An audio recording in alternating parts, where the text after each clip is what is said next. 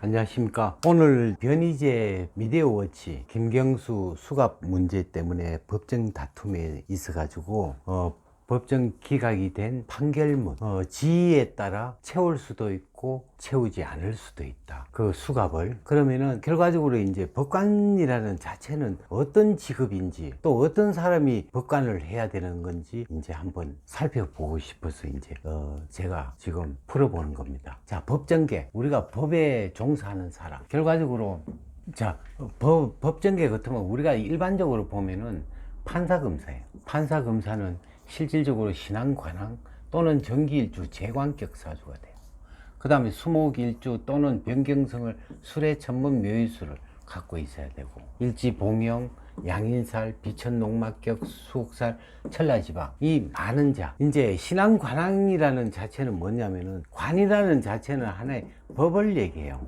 준법 정신이 굉장히 강하고, 우리가 이제 이 법관이라는 자체는 그 법에 따라 자기의 재판관의 양심에 따라 우리가 판결을 해야 돼요. 그리고 또 이 모든 우리가 법이라는 자체는 물수변에 가는 길이라고 이렇게 했는데, 이 물이라는 자체는 어떻게 하더라도 수평을 유지하기 때문에 사람 위에 사람 없고 사람 밑에 사람 없다.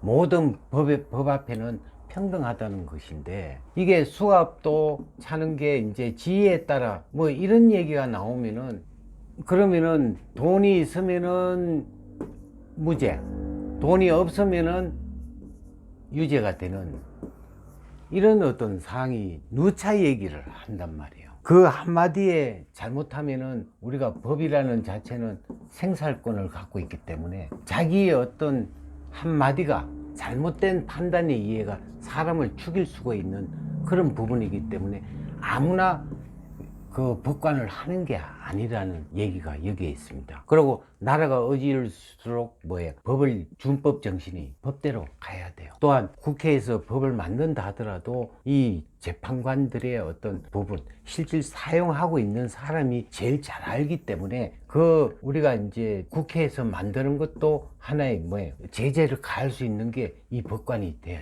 된단 말이에요. 자기 이익을 위해서 법을 만들었다면은 위헌 소지가 있다 해가지고 항상 중립이 돼야 되고, 약자를 보호하고 강자를 억제할 수 있는 여러 가지 책임 있는 사람이 돼야지, 정권의 권력에 따라 움직인다면 이 법관이 될 수가 없는 어떤 부분이 되겠습니다. 우리가 이제 이 법관이라는 관이라는 자체는 명예가 되는데, 그 명예가 또한 자기 자식도 관이 돼요. 그러면은 이거를 잘못한다면은 자식을 망치는 꼴이 되기 때문에 훗날 후회할 수 있는 어떤 계기가 될 수가 있고, 항상 그 자기의 어떤 밥줄을 내놓더라도, 그 법복을 벗는다 하더라도 실질적으로 정당하게 법의 원칙에 따라 법관의 양심을 갖고 행동해야 되는, 그게 이제 법관의 어떤 위치죠. 근데 그 자체의 권력을 한다면은 이거는 그 자기 자신도 명예가 실추되겠지만, 더 나아가서는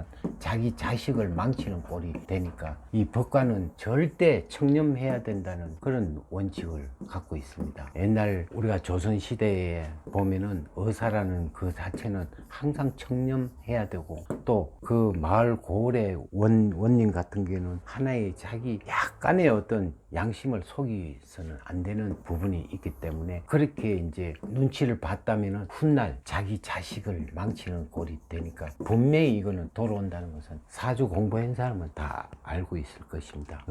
이게 가면 갈수록 다 밝혀지고 하니까 이 하나의 오점이 절대 남겨서는 안 되는, 그게 중요한 사람이기 때문에, 돈 때문에 명예 때문에 그렇다면은 아예 법관을 하지 말아야 되고, 오히려 동대문 시장 가서 장사하는 그쪽으로 가는 게 더 빠르지 않나 하는 그런 부분이 있겠습니다.